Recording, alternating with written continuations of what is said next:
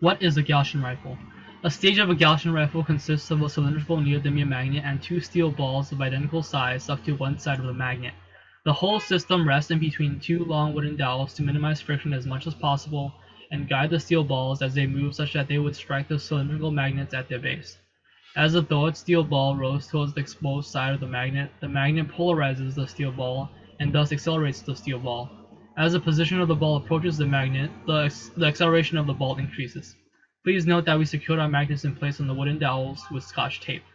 The moment before the steel ball strikes the magnet, it is traveling at a velocity greater than its initial velocity due to the accelerating force of the magnet. When the impact does finally occur, the kinetic energy of the ball is transferred to the last ball on the opposite side of the magnet. The Gaussian rifle, or more specifically, the magnet, stores potential energy that is transferred to kinetic energy, causing the ball to go faster with each successive stage. For our experiment, we constructed a multi-stage Gaussian rifle that would allow us to achieve faster speeds with each successive stage.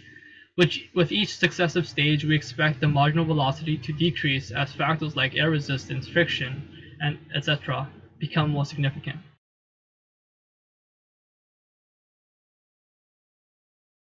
In summary, these are the materials that we used to build our Gaussian rifle.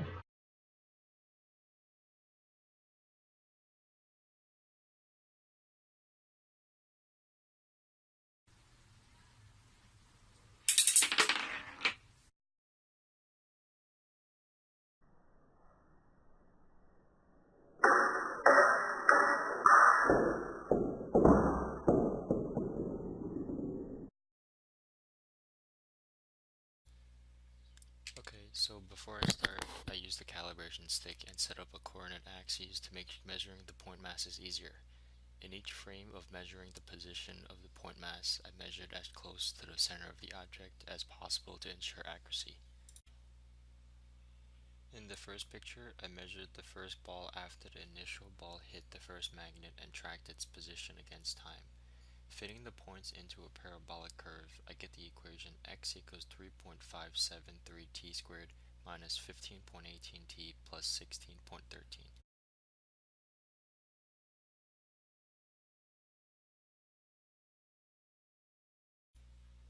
In the second picture, I measured the second ball's movement, again using position against time. Fitting the points into a parabolic curve, I get the equation x equals 3.993t squared minus 17.64t plus 19.55.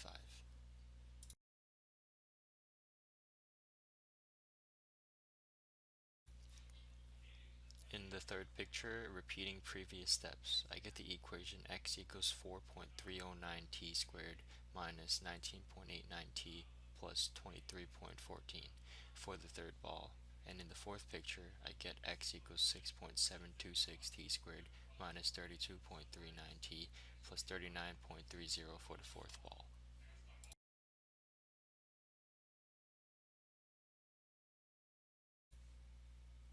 In the next picture, I show the calculations for how I got the acceleration for each ball. Knowing acceleration is the second derivative of position with respect to time, I then took the derivative of each respective equation twice and got the ball's respective accelerations.